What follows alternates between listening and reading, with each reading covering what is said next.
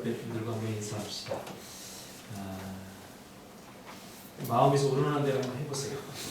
특별히 멘트를 안 드릴 테니까. 전번 주에 우리 장로님이 더도 말고 덜도 말고 한가위만 같으세요. 그렇게 인사하라고 해가지고 오늘 그렇게 인사했거든요. 오늘은 뭐 성령이 인도하는 대로 한번 옆 사람과 인사하시기 바랍니다.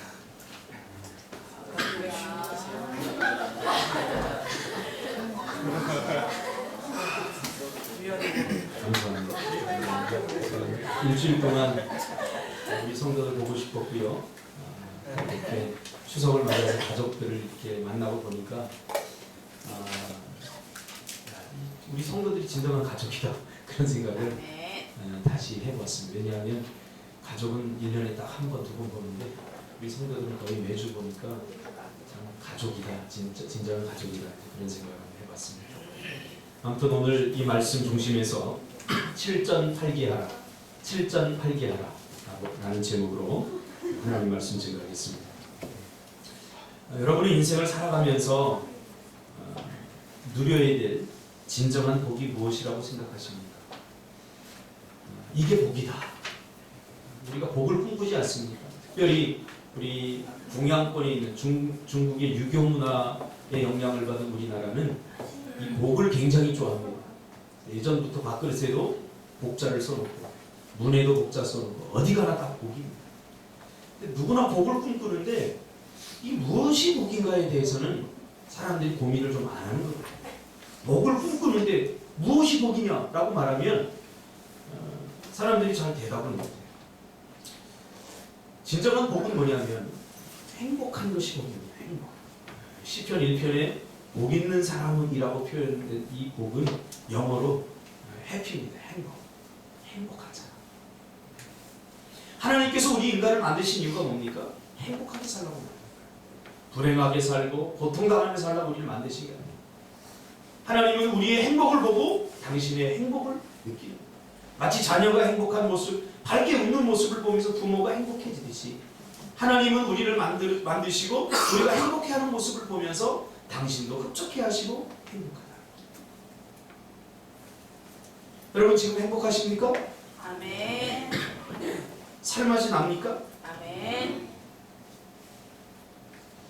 행복하다면, 내가 만약 행복하다면 무엇 때문에 행복한 것이고, 행복하지 못하다면 무엇 때문에 행복하지 못한가? 우리 그런 것들을 한번 가늠해봐요. 왜냐하면 하나님은 우리가 행복하기를 원하시기 때문에, 하나님의 뜻은 우리가 행복하기를 원하십니다. 그래서 절망과 불행에 빠진 우리의 행복을 다시 되찾아주기 위해서 예수 그리스도를 우리에게 보내주십니다.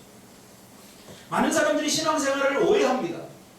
신앙생활은 힘든 거다, 불행한 거다, 어쩔 수 없이 하는 거다 이렇게 착각을 합니다. 절대 그렇지 않습니다. 어떤 사람들은 돈이 없어서 인생 살기가 힘들고 어렵고 불행하다고 생각합니다. 그래서 돈이 많으면 내가 행복해질 것이라고 그렇게 생각합니다. 맞습니까? 틀립니까? 대답해보세요. 대답 못하는 사람은 그렇게 생각하는 걸로 제가 간주하겠습니다.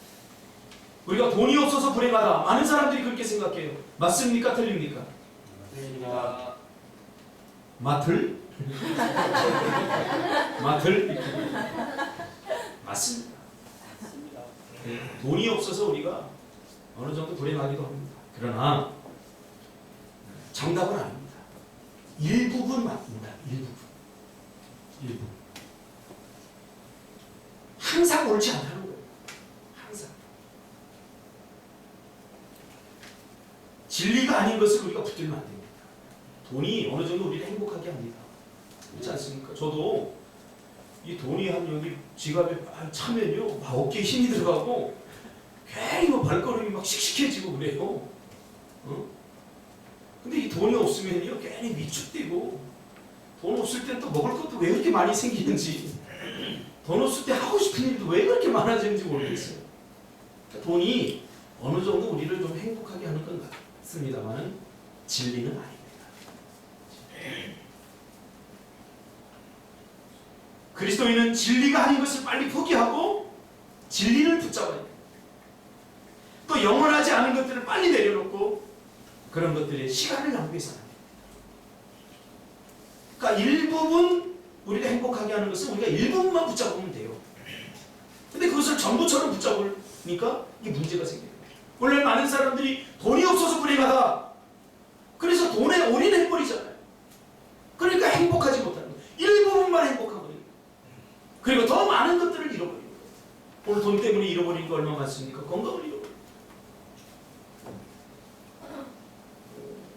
돈 때문에 관계를 잃어버려요. 돈 때문에 시간을 잃어버려요. 평생 돈 벌어서 좋은 집 사고 이렇게 해보니까 내 인생 어디 간지 찾아보니까 내가 뭐 했지? 기계적으로 돈만 벌고.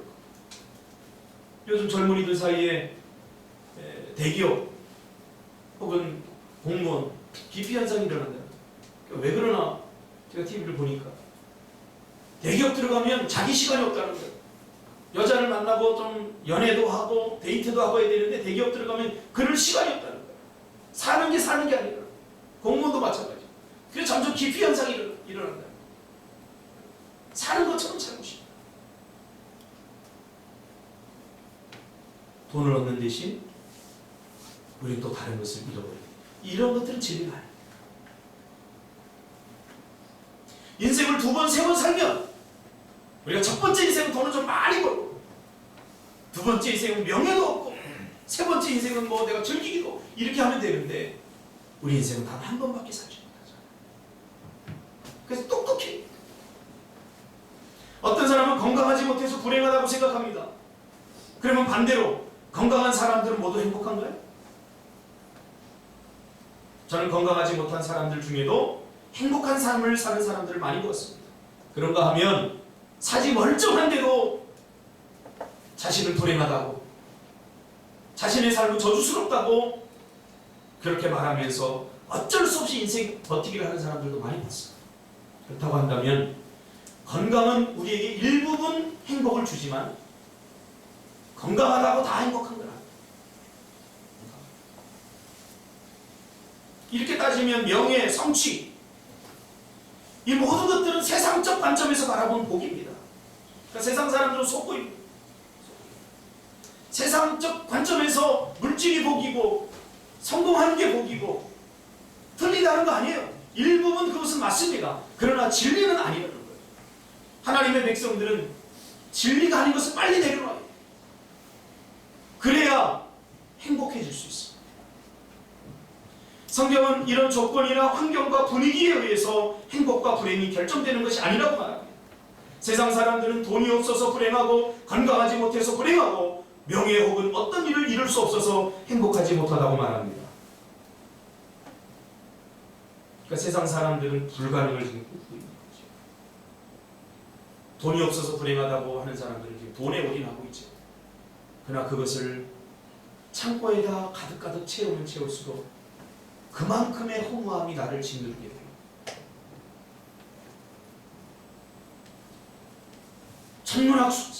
천문학적인 숫자의 부를 축적한 사람들이 자살하는 걸 보면 우리가 분명하게 우리가 알 수 있지 않습니까? 그래도 내가 불행해도 좋으니까 돈은 좀 많았으면 좋겠다. 그런 사람들은 돈을 많이 가지시기 바랍니다. 돈의 고통을 몰랐습니다. 돈만 알면, 물론 돈은 하나님께서 우리에게 준 축복입니다. 돈이 좀 있어야 돼요. 그냥 돈만 알면. 그러면 성경은 진정한 복이 무엇이라고 말할까요? 우리 인생의 모든 문제의 답을 성경에서 얻어야 됩니다. 왜? 성경은 영원히 변하지 않는 진리이기 때문에. 하나님의 말씀은 살았고 운동력이 있습니다. 어제나 오늘이나 동일합니다. 세상적인 것들은 다 변합니다. 지금 진리라고 믿었던 것들이 10년 후면 진리가 안 돼요. 제가 학교 다닐 때 저희 어머니가 직업을 이렇게 선택을 해줬는데 저보고 의사가 되라고. 지금 의사는 삼지 직종 중에 하나입니다. 모든 사람들이 사람의 몸을 다루니까 존경을 받지만 사실 굉장히 힘들고 어려운 직업이 되어 있습니다. 기피 현상이라는 거예요. 옛날에 치과 의사 그러면 사실 알아주지도 않았어요. 근데 요즘 치과 의사가 대세예요. 임플란트 하나 박으면 몇천만 원 받을까. 돈 벌 수 있는 거죠. 그 사람이 취하는 거죠. 그러니까 영원한 것이 없어요, 우리 세상은. 근데 우리는 자꾸 그런 것들을 붙들려고 해요. 그래서 우리는 하나님의 말씀에서 여러분 답을 얻으시기를 바랍니다. 인생의 어떤 문제를 우리가 바라보면서 하나님의 말씀으로 해석하고 하나님께 주시는 말씀을 통해서 여러분 답을 얻으시기를 주님의 이름으로 축복합니다. 아멘. 그것만으로 우리가 얼마나 행복해진지. 시편 1편을 보면 진정한 복에 대해서 말해주고 있습니다. 그러면서 시편 1편에 의하면 의인은 복을 누리는 사람들이고 악인은 복을 누리지 못하는 사람들이다. 그렇게 말합니다. 복을 누리는 사람을 시편 1편에서는 행복한 사람, 의인이라고 표현했고요.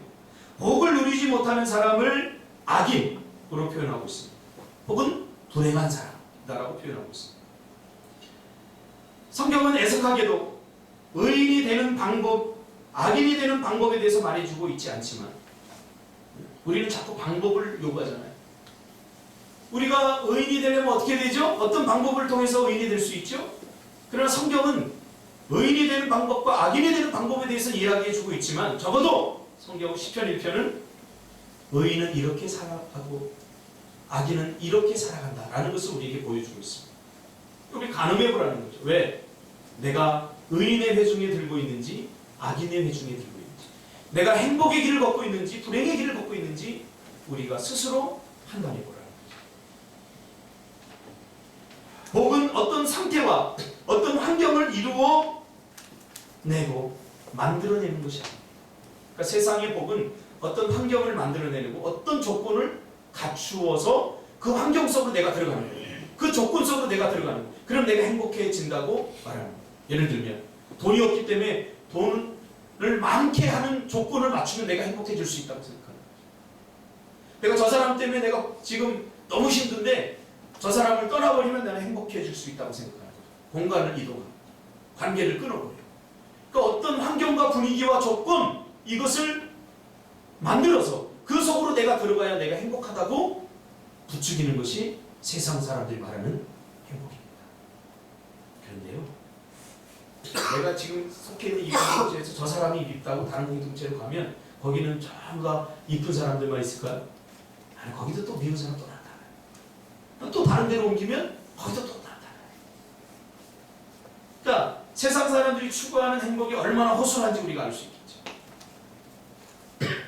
어떤 조건과 어떤 환경, 어떤 상태를 만들고 그 안으로 내가 가면 행복할 것이다. 이것이 세상이 추구하는 복입니다. 그러나 성경에서 말하는 복은 그런 거 아닙니다. 성경에서 말하는 복은 의지. 저는 신앙생활을 하면서 사람들을 연구하고 분석합니다. 어떨 때 사람들은 기쁠까? 어떤 사람들은 기쁠 때만 기뻐합니다. 그러니까 어떤 조건, 어떤 환경, 그 상태가 되면 기뻐합니다. 예를 들면 대학에 붙었다. 기쁩니다. 월급이 올랐다. 그럼 기쁩니다. 이것은 당연한 거예요. 세상 사람들도 다 그렇게 합니다. 그런 조건에 딱딱 맞을 때 누가 기뻐하지 못하겠습니까? 그러나 성경은 그런 수준 낮은 기쁨을 말하고 있지 않아요. 그런 수준 낮은 행복을 말하고 있지 않아요. 항상 기쁠 수 있는 게. 이거 무섭지 않습니까? 그래서 성경에 보면 사도 바울은 기뻐할 수 없는 상황에서 기뻐해요. 감옥에 갇혔는데도 찬양하고 기뻐해요. 기뻐한 척한 게 아니에요. 이게 성경의 위대함입니다. 이게 신앙의 위대함입니다. 어떤 사람은 망했는데 기뻐해요. 이게 진정한 행복이라고 지금 성경은 말하고 있어요. 그래서 성경에서 말하고 있는 행복은 어떤 주변적인 환경이나 조건, 문제 이런 게 아니라 의지, 내 안에 있다고 말합니다. 의지가. 다니엘 보세요.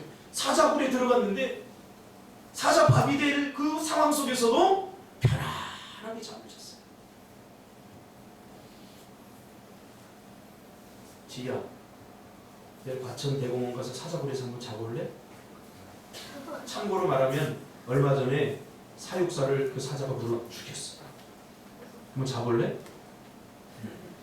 여러분, 동물원에 있는 사자도 사자입니까? 야성을 다 잃어버렸어요. 그런데도 사자 곁에만 가도 우리 무섭지 않습니까? 불안하지 않습니까? 죽을까 봐. 그러나 다니엘이 직면했던 환경은 굶긴 사자입니다. 사자가 한 7일 굶으면 가장 포악해진다. 거기다 집어 던져버린 거예요. 근데 거기서 사자를 베개 삼아 편하게 살았어요. 이 비교. 이거 발견해야 돼. 돈 많을 때 누가 기뻐하지 못할까? 세상 사람도 불가능을 꿈꾸고요. 안 될 수밖에 없는 것들을 꿈꾸면서 그렇게 되기를 원하니까 인생이 망가져 버리는 거예요. 하나를 얻고 나면 또 하나 때문에 불행해지고, 또 이것을 얻고 나면 또 이것 때문에 불행해지고, 그러다 인생이 끝나는 거죠. 그래서 시편 1편은 악인과 의인을 나누는 기준에 관해서 이야기를 주지 않지만 적어도 복된 삶, 행복한 삶을 사는 사람들을 연구해 보니까 이렇게 사는 사람들이다. 그러니까 시편 1편은 결과론에서 말하고 있는 거죠. 근데 오늘 잠언에서는 그런 결과를 만들어내는 것이 무엇인가에 대해서 말해주고 있죠. 자, 오늘 설교가 조금 힘들 수 있어, 어려울 수 있으니까 잘 집중해서 들어요. 복 있는 삶은 의지와 관련이 있다는 거예요. 의지. 쓰러져도 다시 일어나려고 하는 의지가 있는 사람이 행복하다는 거예요. 쉽게 표현합니다. 악인은 쓰러졌을 때 거기서 끝이라는 거예요. 일어나려고 하는 의지가 없다는 거야, 악인은. 그러나 의인은 쓰러졌을 때 이 안에서 다시 일어나려고 하는 의지가 있어서 결국 다시 일어나게 된다는 거예요. 행복한 사람과 불행한 사람, 제가 심리학을 전공한 사람으로서 많은 사람들을 이렇게 만나서 보면 행복한 사람과 불행한 사람은 성경이 말하는 게 맞습니다. 불행한 사람은요, 항상 쓰러졌을 때 거기서 끝이라고 말해요.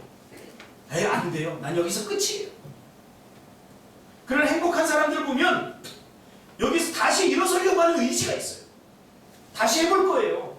다시 일어설 거예요. 이런 의지가 있는 사람들은요, 표정이 달라요. 삶이 달라요. 왜? 실패를 실패로 보지 않기 때문이죠. 성공을 위한 하나의 과정으로 봅니다. 그러나 불행한 사람들은 실패를 끝이라고 봐요. 다시 말하면 우리가 쓰러졌을 때 우리가 무엇을 잡고 일어나야 되는가? 시편 1편과 오늘 잠언 24장 16절은 아주 하나님께서 정확무하게 이거를 연결고리처럼 만들어 놓은 말씀입니다. 시편 1편과 잠언 24장 16절 아주 연결고리. 똑같이 의인이 나오고 악인이 나와요. 그래서 아주 잘 풀어주고 있어요. 우리가 쓰러졌을 때 의인은 하나님의 말씀을 붙들고 일어선다는 거예요. 할렐루야. 아멘. 핵심은 말씀이에요. 근데 악인은, 불행한 사람은 돈을 붙잡고 일어서려고 하니까 안 됩니다. 썩은 동아줄이에요. 일어설 수가 없어요. 허상이에요. 명예를 붙잡고 일어서려고 하니까 안 되는 거예요. 돈을 붙잡고 일어서려고 하니까 안 되는 거예요. 그런 행복한 사람은 하나님의 말씀을 붙들고 일어선다. 할렐루야. 누구처럼? 엘리야처럼. 엘리야가 탈진해서 번아웃했을 때 하나님의 말씀을 붙들고 일어섰잖아요. 여러분, 하나님의 말씀을 붙들고 일어서시기를 바랍니다. 아멘. 할렐루야. 아멘. 우리 백민지 원찰이 읍수 여기 냈는데 앞으로는 잘 팔리는데 음료가 안 팔립니다. 주변에 사람들이 와가지고 뭐라고 궁시렁대요. 심지어 옆 가게에서 음료수 사고 와플은 우리 여기 와서 먹고 얼마나 모욕적이에요. 그 지치는 거예요. 이러면 지치는 거예요. 쓰러지는 거예요. 그러니까 세상의 구조는요, 우리를 일으켜 세우고 우리를 새롭게 하는 시스템이 절대 아닙니다. 믿음이 없는 사람들의 말을 들을 필요가 없어요. 한마디를 하더라도 힘을 주고 용기를 주고 이게 일어서는 말이 돼야 되는데 좌절시키고 쓰러뜨리고 짓밟고 이런 말만. 제가 그랬어요. 제가 다른 말 안 했어요. 하나님 말씀을 용기를 줬어요. 그게 뭐 대단해. 너 될 거야. 그리고 표정이 한번 밝아지더라고요. 그 말씀을 붙들고 일어서라고. 말씀을 붙들고 일어서요. 신앙은 어떤 행복의 상태와 환경을 만들어내고 그런 환경 속에서 행복을 누리고 느끼는 것이 아니라 의지라는 거죠. 하나님이 우리 안에 행복을 누릴 수 있는 모든 의지를 다 주셨습니다. 그 의지를 우리 사용하면 됩니다. 근데 사용 안 해요. 그러므로 내 마음을 하나님의 말씀에 붙들리게 해야 됩니다. 붙드시기를 바랍니다. 사실 이번 주에 우리 읍수 1호점 공사를 멋지게 지금 지어놨어요. 사수 집사님 보셨죠? 텐트 있던 자리. 거기 그 조그만 미니 건물 하나, 미니 건물 하나 그 지어놓고 우리가 지어놓고 아주 막 이렇게 어닝으로 다 싹 올라가. 근데 거기서 못하게 됐습니다. 얼마나 반대를 많이 하고 이렇게 하는지. 그래서 저희가 싸우기 싫어서 거의 안 하려고 합니다. 각오를 했어요 지금. 근데 거기에다가 돈 쏟아붓고 에너지 쏟아붓고 그걸 기대했던 우리 준석 집사하고 우리 희수는 구청에서 직원이 나와서 못하게 하니까 실망했더라고요. 그래서 제가 오면서 전화를 받는 순간부터 전 직감했어요. 자꾸 쓰러뜨리는 거 못하고.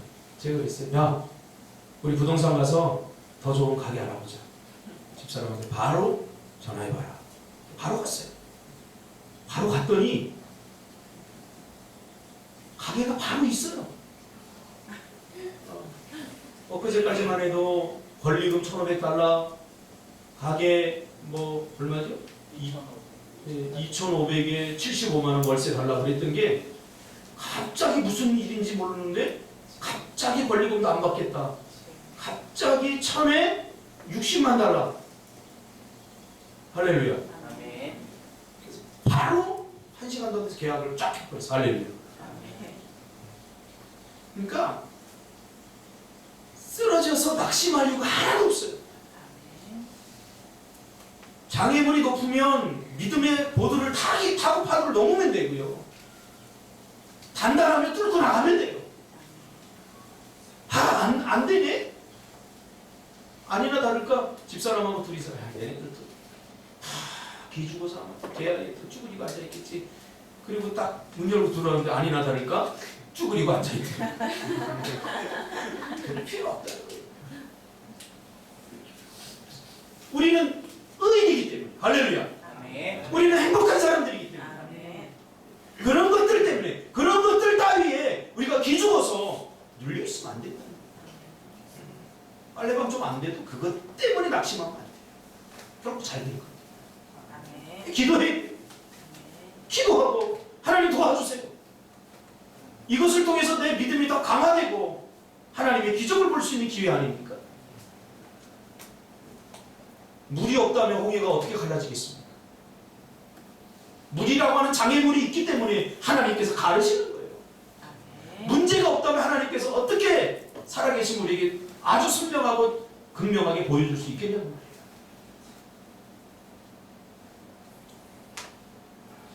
이 시편 1편은요 어떤 상황에서 기록된지 아세요?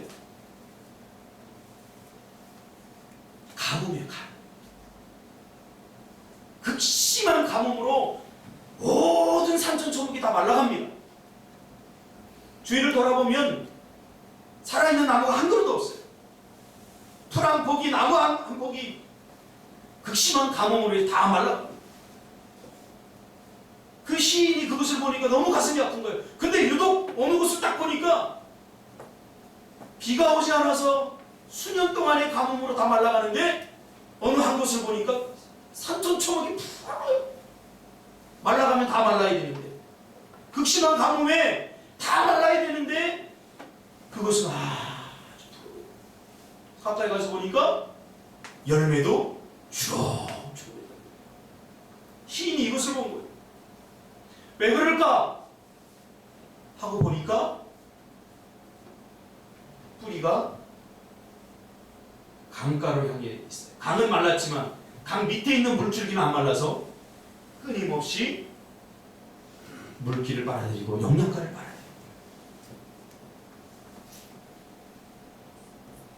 아하, 우리 믿음도 똑같구나. 우리의 뿌리를 어디에 둬야 되는가? 눈에 보이는 오늘 우리의 삶의 현장이 극심하게 말라가고 있지 않습니까?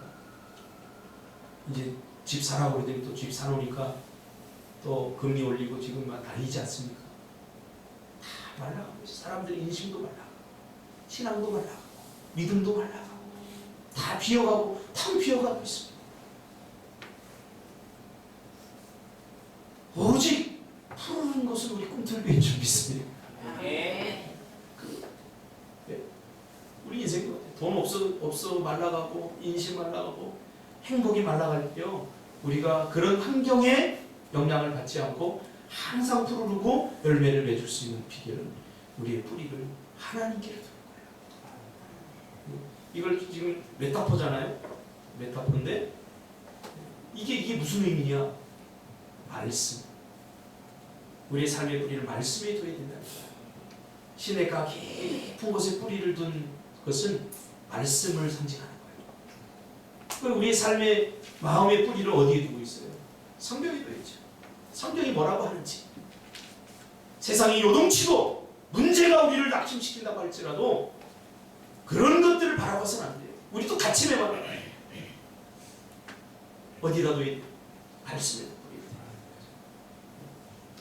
돼요. 우리 인생은 쓰러질 일들이 많습니다. 그때마다 하나님의 말씀을 붙들고 일어서는 사람들이 행복한 사람들이다.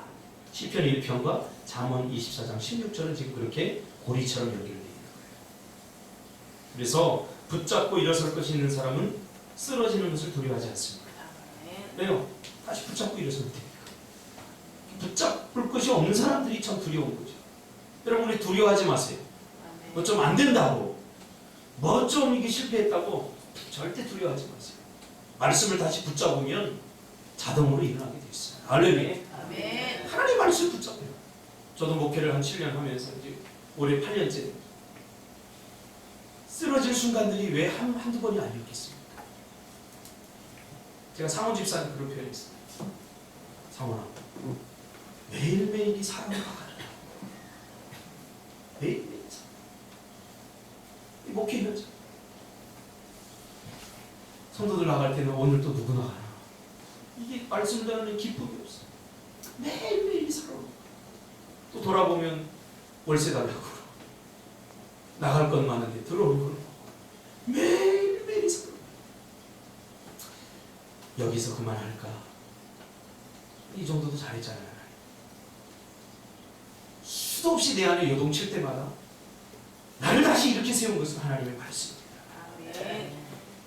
그때 저는 사람들의 말을 붙잡지 않았어요. 하나님의 말씀을 붙잡았어요. 두려워 말라, 놀라지 말라. 내가 내 하나님이 됩니다. 아멘. 여러분 하나님의 말씀을 붙들면 일어서게 됩니다. 아멘. 그럼 붙들기만 하세요. 그럼 하나님께서 일으켜 세우실 것입니다. 주변을 돌아보면 곳곳에 넘어지고 쓰러지는 사람들이 많습니다. 사단이 쳐놓은 장애물이에요. 악인과 의인의 차이가 무엇입니까? 행복한 사람과 불행한 사람의 차이는 의지입니다. 행복한 사람은 쓰러져도 다시 일어서려고 말씀을 붙잡는데 불행한 사람은 엉뚱한 것을 붙잡는다. 오늘 본문에 뭐라고 그럽니까? 행복한 사람은 7번 넘어져도 다시 일어서는 사람이다. 아멘. 할렐루야. 아멘. 다시 일어서면 행복해집니다. 7번 넘어져도 8번 일어서면 그 사람은 실패자가 아니라 성공자입니다. 관계도 마찬가지죠. 사람과의 관계가 안 돼서 사람과의 기대를 아예 포기하고 사람에게 받을 상처 때문에 깊이 사귀지 못한 자야. 다시 시작하세요. 이 세상에는 나쁜 놈보다 좋은 놈이 훨씬, 좋은 사람이 훨씬 많습니다. 아멘. 훨씬 많습니다. 진짜. 좋은 아멘. 사람이 훨씬. 저는 이렇게 설교할 때 차순희 집사님 이렇게 밝게 웃어주면요, 설교 2시간 더 하고 싶어요.